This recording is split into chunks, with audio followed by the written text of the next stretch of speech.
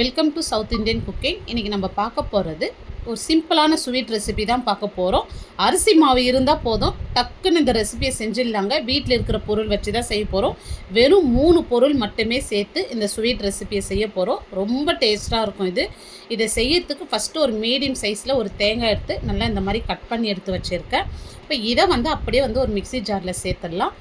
இப்போ இதிலே ஒரு 3லேருந்து 4 ஏலக்காய் சேர்த்துட்டு கொஞ்சமாக சுட தண்ணி சேர்த்து நம்ம பால் எடுத்துக்கலாம். ரொம்ப சூடாக சேர்க்கணுன்ற அவசியம் இல்லை, வெது வெதுப்பாக இருந்தாலும் பரவாயில்லைங்க. அப்படி சேர்க்க பால் நல்லா திக்காக வரும். இப்போ பாருங்கள், நம்ம ஃபஸ்ட்டு பால் எடுத்துருக்குறோம். இப்போ நல்லா திக்காக வருது பாருங்கள். நம்ம வெது வெதுப்பான தண்ணி சேர்க்க இந்த அளவுக்கு நல்லா திக்காக வரும். இப்போ அந்த சக்கை அப்படியே மிக்சியில் சேர்த்துட்டு இப்போ வெது வெதுப்பான தண்ணி சேர்த்து இன்னொரு டைம் நம்ம பால் எடுத்துடலாம். இப்போ இதே மாதிரி ஒரு 2 டைம் எடுத்தோம்னா நம்மளுக்கு கம்ப்ளீட்டாக பால் நல்லா திக்காக கிடைக்கும் பாருங்கள். இப்போ ஒரு தேங்காயில் இந்த அளவுக்கு எனக்கு பால் கிடச்சிருக்கு. இப்போ எவ்வளோ தேங்காய் பால் கிடைச்சிதுன்னு மெஷரிங் கப்பில் நம்ம அளவு எடுத்துக்கலாம். இப்போ பாருங்கள், மொத்தமாக 3 கப் அளவு கிடச்சிருக்கு. இப்போ 3 கப் தேங்காய் பாலுக்கு இதே கப்பில் இப்போ நான் 2 கப் அளவு கருப்பட்டி சேர்த்துக்கிறேன். இப்போ இந்த ரெசிபிக்கு கருப்பட்டி சேர்த்து செஞ்சாதாங்க இது நல்லாயிருக்கும். இந்த ஸ்வீட் மேக்ஸிமம் கருப்பட்டி சேர்த்து செய்யுங்க. உங்களுக்கு கருப்பட்டி கிடைக்காத பட்சத்தில் நீங்கள் வெல்லம் சேர்த்துக்கலாங்க. ஆனால் கருப்பட்டி சேர்த்து செய்ய சொல்ல தான் ரொம்ப டேஸ்ட்டாக இருக்கும். இப்போ 2 கப்பு கருப்பட்டி எடுத்துருக்கோம். அதுக்கு 1/2 கப் தண்ணி சேர்த்துட்டு இது கரைச்சி மட்டும் எடுத்துக்க போகிறோம். பாகுபாதெல்லாம் எதுவும் தேவையில்லை, ஏன்னா இது கருப்பட்டியில் நிறைய மண் தூசி இருக்கும். இப்போ இதை கரைச்சி வடி போட்டு எடுத்துக்க போகிறோம். இப்போ பாருங்கள், கருப்பட்டி நல்லா கரைஞ்சி வந்திருக்கு.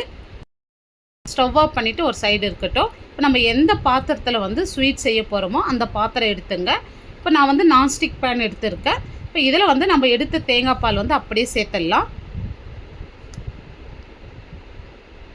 இப்போ எந்த கப்பில் தேங்காய் பால் எடுத்தோமோ அதே கப்பில் 1 கப் அளவு நான் பச்சரிசி மாவு எடுத்துக்கிறேன். இது நார்மல் பச்சரிசி மாவு தான் எடுத்துருக்கேன். இப்போ இதை ஒரு விஸ்கு வச்சு கட்டி இல்லாத இந்த மாதிரி கலந்து விட்டுங்க.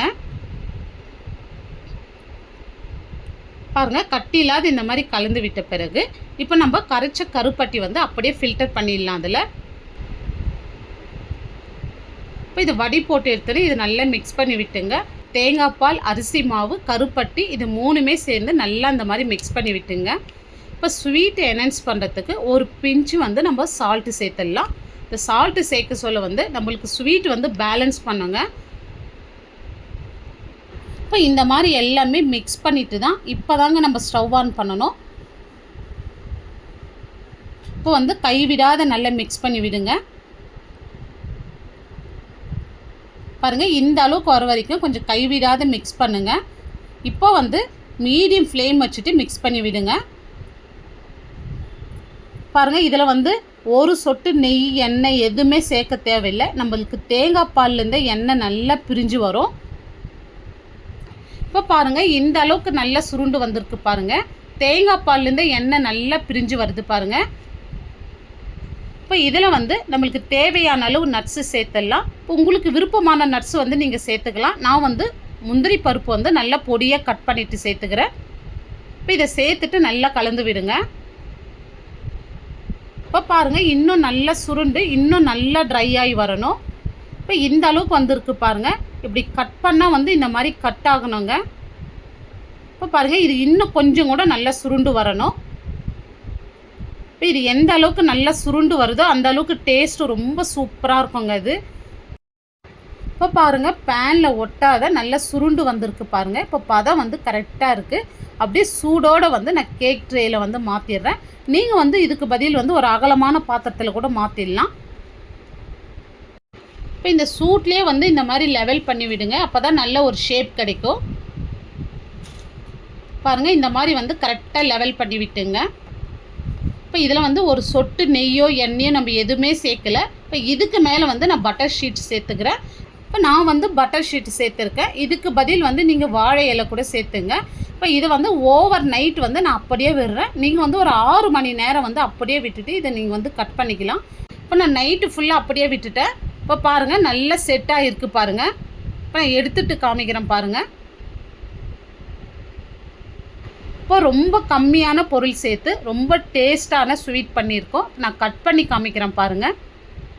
இப்போ இந்த ஸ்வீட் வந்து நீங்கள் வெளியவே வச்சு சாப்பிட்றீங்கன்னா 3 நாள் வரைக்கும் வெளியே வச்சு சாப்பிட்லாங்க. நீங்கள் ஃப்ரிட்ஜில் ஸ்டோர் பண்ணுறீங்கன்னா 1 வீக் வரைக்கும் கூட நம்ம ஃப்ரிட்ஜில் ஸ்டோர் பண்ணிவிட்டு சாப்பிட்லாம். ரொம்ப டேஸ்ட்டாக இருக்கும். பாருங்கள், பார்க்குறதுக்கு அப்படியே கேக் மாதிரி இருக்குது பாருங்கள். டேஸ்ட்டு ரொம்பவே சூப்பராக இருக்கும். ஏன்னா நம்ம கருப்பட்டி தேங்காய் பால் சேர்த்து செஞ்சுருக்கோம். இந்த வீடியோ உங்களுக்கு பிடிச்சிருந்தா கண்டிப்பாக நீங்கள் ட்ரை பண்ணி பாருங்கள். லைக் பண்ணுங்கள், ஷேர் பண்ணுங்கள். நம்ம சவுத் இந்தியன் குக்கிங் சேனலை சப்ஸ்கிரைப் பண்ணாத பார்த்துட்டு இருந்தீங்கன்னா சப்ஸ்கிரைப் பண்ணிவிட்டு அப்படியே ஆளுன்ற ஆப்ஷனையும் கிளிக் பண்ணிவிடுங்க. அப்போ தான் நான் போடுற வீடியோ உங்களுக்கு உடனுக்குடனே நோட்டிஃபிகேஷனாக வரும். தேங்க்ஸ் ஃபார் வாட்சிங்.